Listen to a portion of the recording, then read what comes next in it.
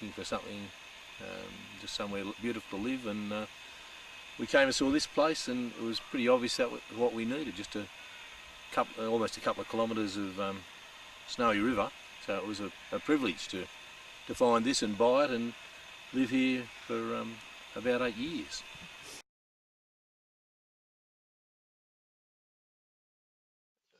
I've always planted trees, and when I got here, wanted to continue planting trees. Well, I just wanted to do things to the property, and I think I just made some inquiries, or Danny Henderson spoke to me about the possibility of putting trees here, and I was keen to plant trees here, and we planted about 400 trees up the river there. They provided the fencing, they provided troughs, they provided a tank that we could put up on the hill, so that once the river paddocks were fenced off, we could give them water. And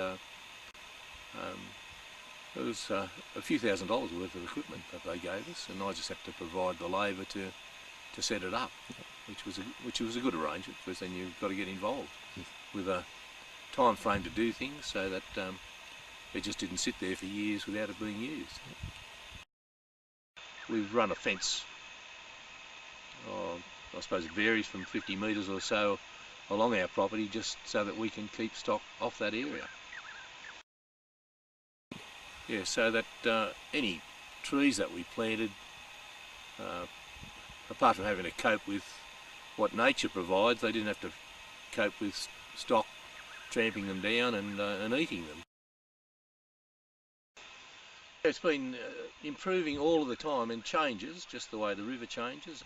With the trees that we've planted on the other end of the paddock where we've given them water, they're growing, and there's lots of them still alive, still coping with the things that nature does to them, the bugs, and just it's a tough place, tough area to try and do anything, but they're almost independent now, I think.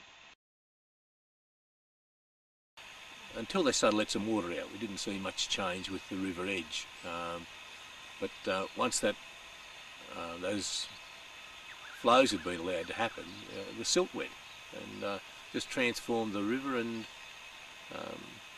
the gravel that seems to be in most mountain streams and things started to reappear.